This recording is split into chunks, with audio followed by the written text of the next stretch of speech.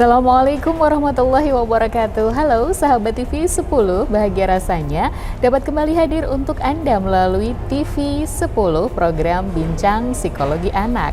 Satu program istimewa dari TV 10 yang menghadirkan psikolog anak untuk membantu memberikan informasi terkait parenting atau pola asuh terhadap putra-putri Anda, sehingga kita bisa mengawal tumbuh kembang terutama psikis atau psikologinya untuk putra-putri kita demi kesehatan mental yang tentu saja nanti akan menunjang kesehatan fisiknya juga. Nah, telah hadir bersama Carla saat ini ada psikolog kita yang seperti biasa, psikolog anak ya. Beliau adalah psikolog anak di Yayasan Pendidikan Diponegoro, Yayasan Pendidikan Islam Diponegoro Surakarta ya, Bunda Tarika. Halo Bunda. Iya, Kak Nana. Oke, kita berjumpa kembali kali ini Bunda. Kita berada karena ketagihan ya ceritanya. Iya, ketagihan untuk wedangan.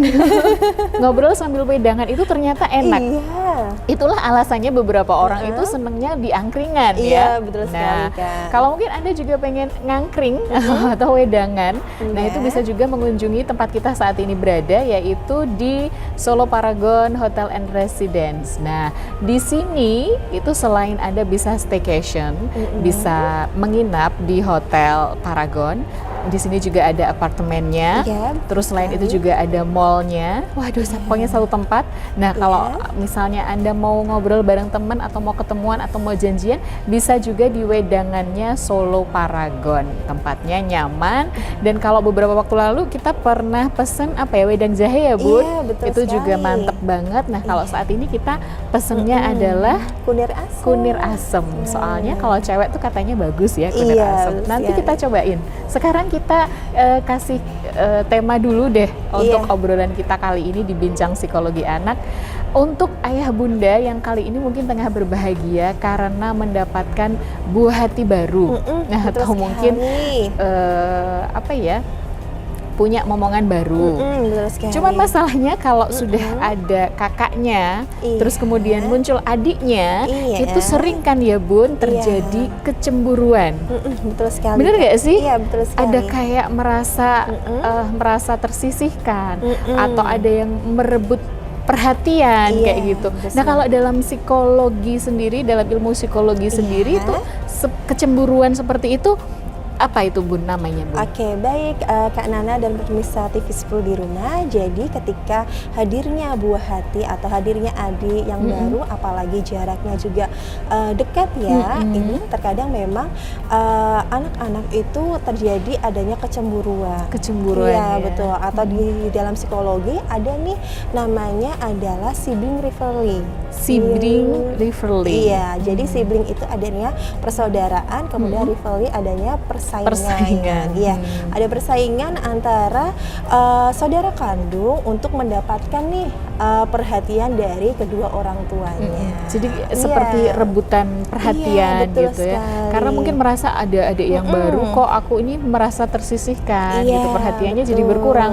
Padahal Iya. sebelumnya kan mungkin karena mungkin baru cuman satu gitu kan, semua perhatian, semua fokus orang tua itu tertuju ke anak yang pertama mungkin. Nah, begitu hadir buah hati yang kedua, terjadilah perebutan, bukan kekuasaan tapi perebutan perhatian. Iya, betul sekali, perebutan antara perhatian kedua orang tuanya ya. Bener-bener. Nah, itu cirinya bagaimana sih Bun kalau anak-anak itu iya. mengalami kecemburuan antara kakak betul adik sekali. ini? Iya, kadang kecemburuan itu bisa nih dia tunjukkan dengan sikap yang agresif. Sikap agresif itu apa? Seperti contohnya adalah dia itu memukul, kemudian mencubit adiknya. Kemudian ketika mamahnya nih lagi menyusui, kemudian adiknya itu dia tiba-tiba menangis nih. Terus kemudian aku nggak mau adik sama mama. Nah, mengungkapkan juga secara emosi, ekspresi emosinya seperti itu.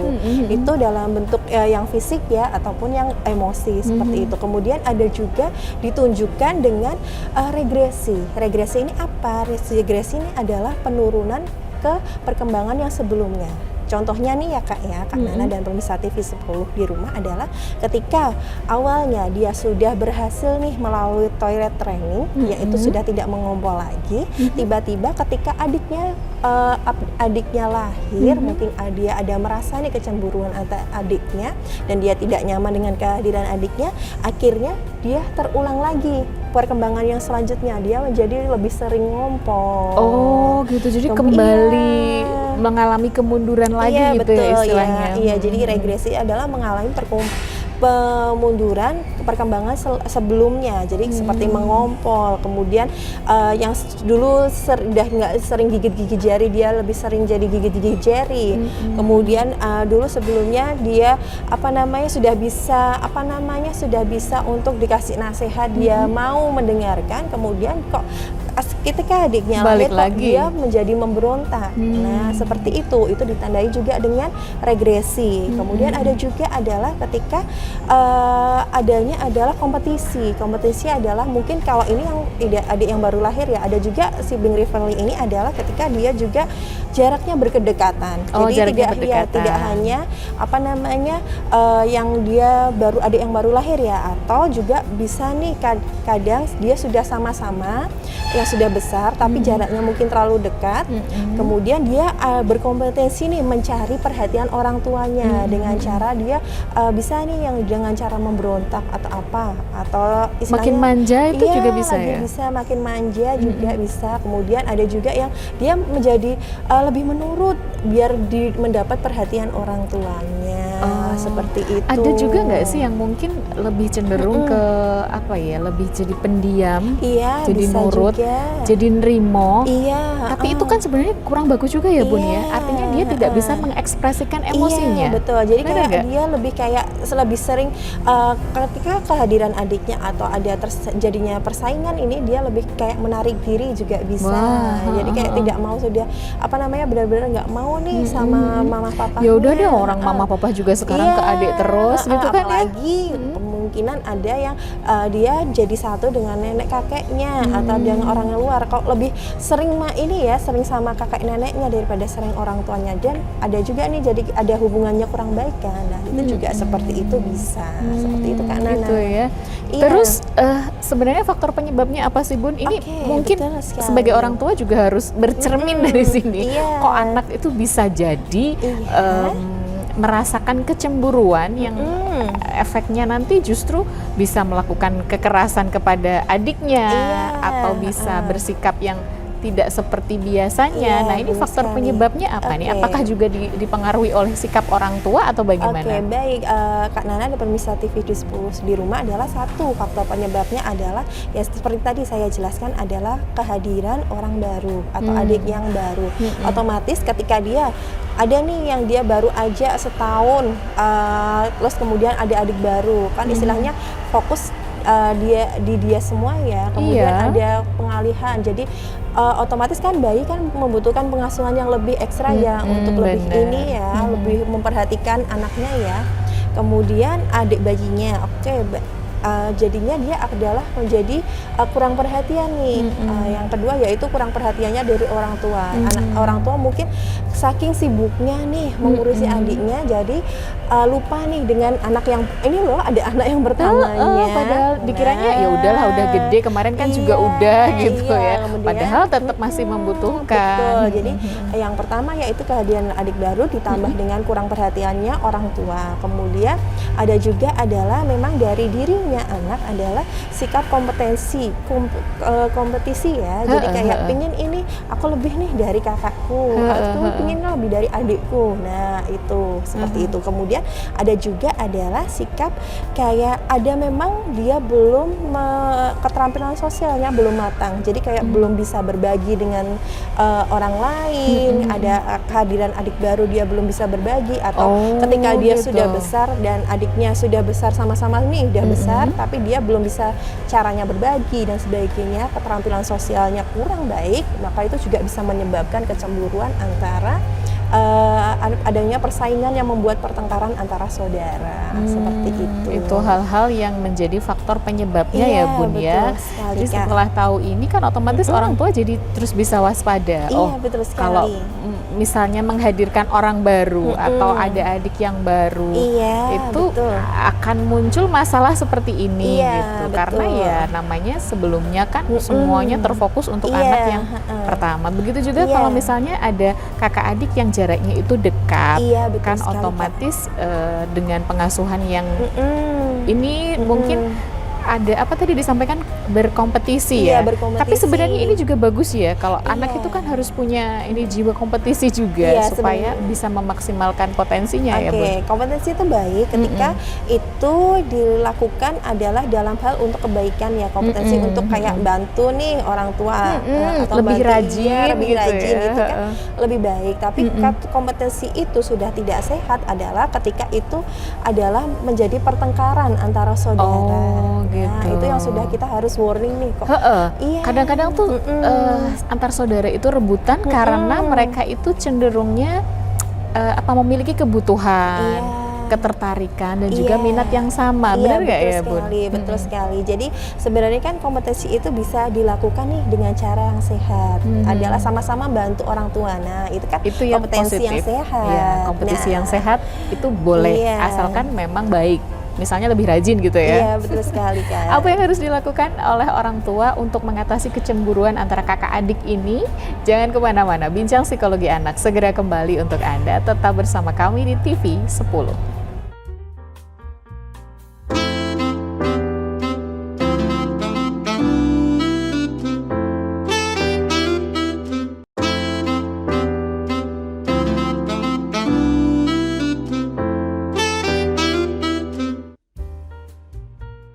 Sahabat TV 10, Anda masih bersama kami dalam program Bincang Psikologi Anak dari TV 10.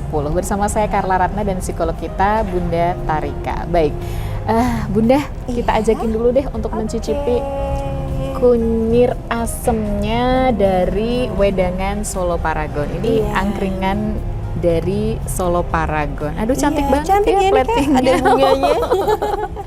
Ini adalah kunir asam atau kunyit asam Iya, ya. betul Ini sekali, banyak Kak. sekali manfaatnya loh Bunda, Iya. terutama yang baru selesai melahirkan juga Iya, bagus, betul, atau mungkin betul untuk para sekali. remaja juga bagus ya. Iya, Nah, dapatkan betul manfaatnya sekali. dan bisa menikmatinya sambil ngobrol hanya Iya. dari angkringannya Solo Paragon. Kita Iya. cicipi dulu ya Bun ya. Bismillahirrahmanirrahim. Sedap banget. Seger ya, Kak? Kunyitnya dan juga asamnya Iya. perpaduannya pas. Iya, Hangat betul. itu enak ya kalau dinikmati. Iya. Boleh dicoba loh Bun. Iya. Kunyit asamnya dari Wedangan Solo Paragon. Baik, kita kembali ke tema kita di kesempatan kali ini Bunda. Iya. Kita bicara tentang kecemburuan adik dan juga kakak atau dalam istilah psikologi itu disebut sibling rivalry. Iya.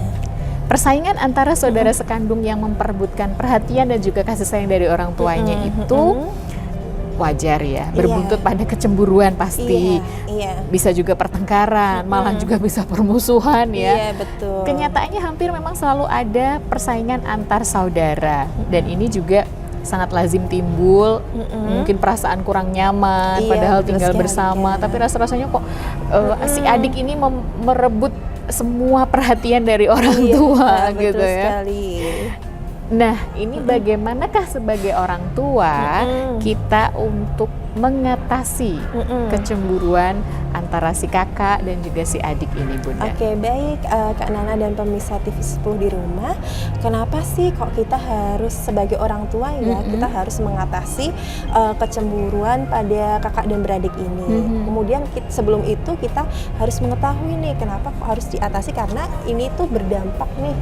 Berdampaknya ada yang negatif adalah anak itu menjadi kalau ini tidak diselesaikan di usia dini atau istilahnya seawal mungkin, nantinya takutnya adalah itu berterusan. Jadi sampai dewasa? Iya, sampai dewasa. Oh, nggak bisa rukun gitu ya nantinya? Itu makanya kan namanya juga istilahnya rivalry. Jadi selalu menganggap itu adalah bukan teman, tapi kan saingan. Iya. Jadi kan makanya dinamakan sibling rivalry gitu kan.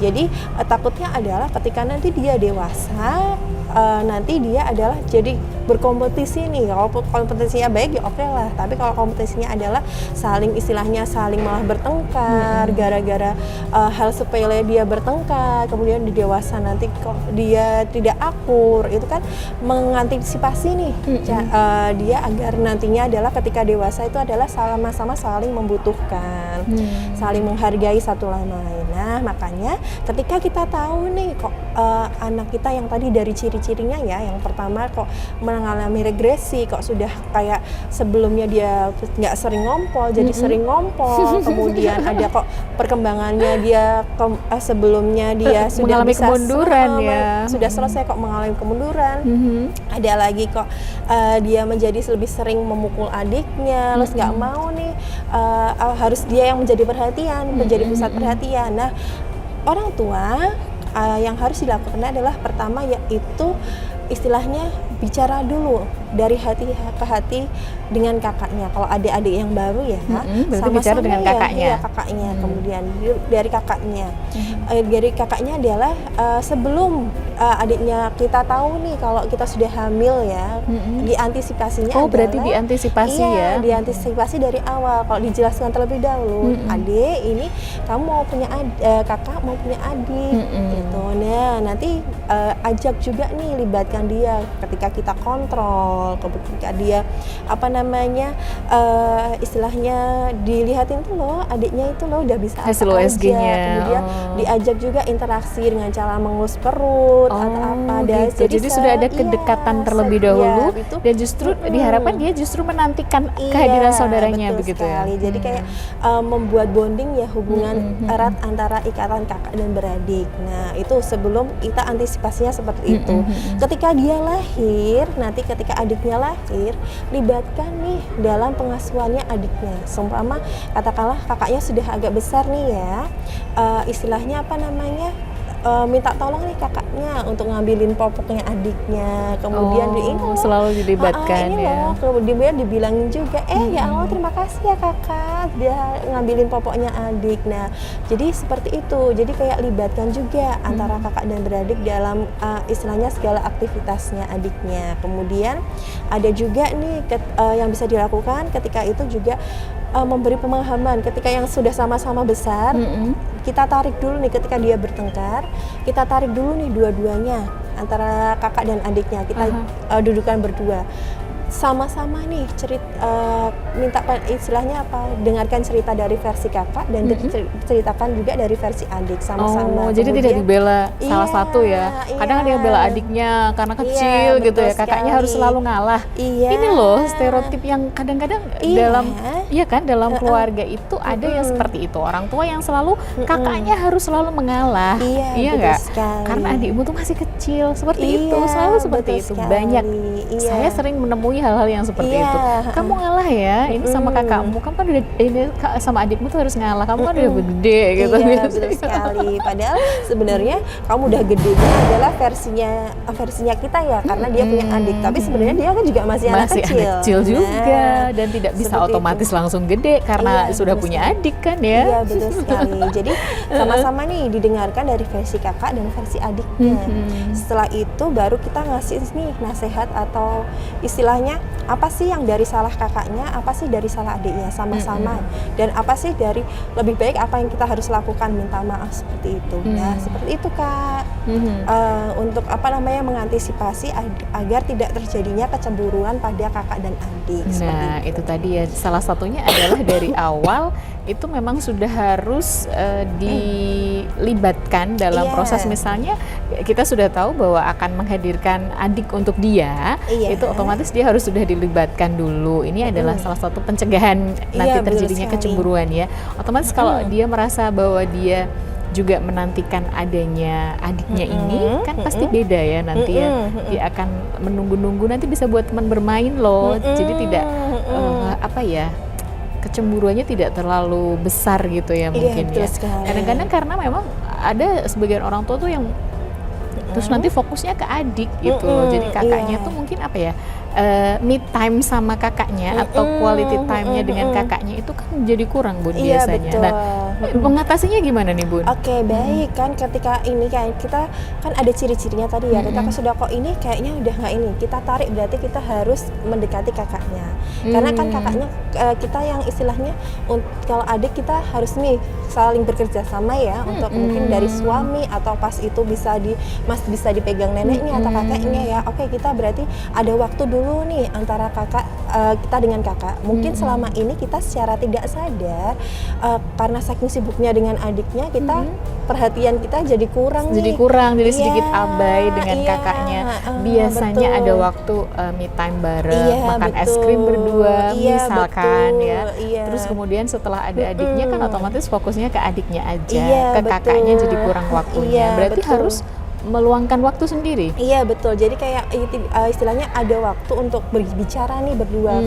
Mungkin kita dari mulai dulu ya, dari kayak ke kakaknya, kakak kok akhir-akhir ini kakak kok jadi sering murung. Kan ketika kok ada adik hadir, adik kakak sering murung kenapa? Gitu bisa cerita sama mama. Kemudian kok kadang juga kita bisa mengkoreksi nih kok adik ketika mama gendong adik kok kakak mukul kenapa? Gitu. Jadi biarkan dia mengekspresikan emosi. Jadi kita memvalidasi emosinya dulu. Kenapa sih kakak kok kakak nggak istilahnya benci sama adik atau nggak suka sama adik. Nah, kita gali terusnya. Jadi kayak kita mungkin ketika tanpa tidak sadari kita istilahnya terlalu perhatian, kakaknya jadi sering abai. Mungkin kan kalau sudah diajak berkomunikasi kan sudah tahu ya, bisa memvalidasi perasaannya. Iya, betul sekali. Otomatis kita bisa mengedukasi bagaimana harus mengekspresikan perasaannya.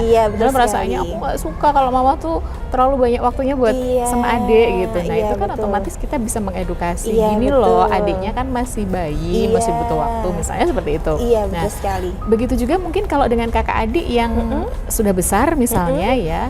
Otomatis kan kadang kita juga secara nggak sengaja, itu loh kakakmu udah bisa gini, itu loh adikmu tuh nggak rewel, kamu kok sebagai yang gede kan seperti itu ya, merasa dibanding-bandingkan juga, padahal juga nggak boleh ya. Jadi juga bisa memunculkan kecemburuan sendiri ya. Betul sekali, karena itu kan berarti istilahnya memantik adanya persaingan ya kan, membuat ini loh kakakmu nggak bisa sih kayak kakak. Nah kalau jadi adiknya merasa kok mama lebih milih kakak ya daripada aku. Nah seperti itu ya perasaannya. Waduh, itu karena memang ternyata anak yang sekecil itu menyimpan banyak sekali, sangat complicated ya apa yang dihadapi. Nah kita sebagai orang tua nih harus terus belajar ya Bun. Baik sekali. Karena keterbatasan waktu Bunda. Nah sebelum berpisah, silahkan ada yang mau disampaikan terkait tema kita untuk sahabat TV 10 di rumah. Oke, baik Kak Nana dan pemirsa TV 10 di rumah, bahwa ketika adanya sibling rivalry itu adalah persaingan antar saudara itu terjadi karena satu, mungkin adanya rasa cemburu antara kakak kepada adiknya, atau juga ketika juga bisa nih ketika sama-sama anak kita sudah dewasa tapi ada persaingan untuk kompetisi, akhirnya timbullah itu yang namanya sibling rivalry. Maka cara sebagai orang tua kita harus satu, memahami masing-masing anak bahwa anak adalah istimewa semuanya, dan kita menjaga untuk komunikasi, untuk mempererat komunikasinya agar nantinya ke depannya anak kita menjadi saling rukun. Gitu, harapannya setiap orang tua anak itu selalu rukun, bisa tumbuh bersama-sama dengan pengasuhan yang baik dan menjadi anak yang sesuai harapan orang tua.